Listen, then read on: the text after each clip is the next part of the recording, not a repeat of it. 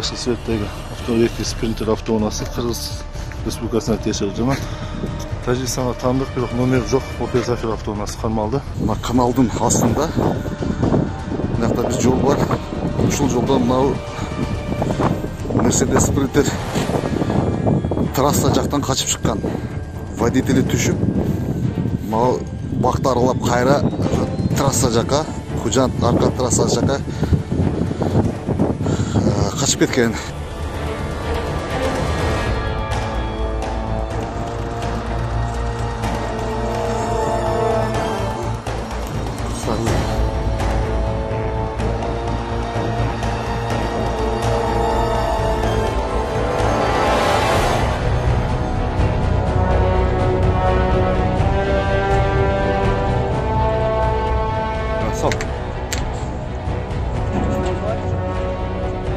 Болжолду эсептегенибизде жалпы 1040 яшик андан чыкты.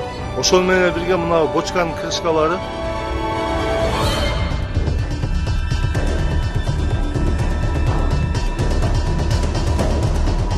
Амофоски. Канча чыгат примерно? А? 3 тонна.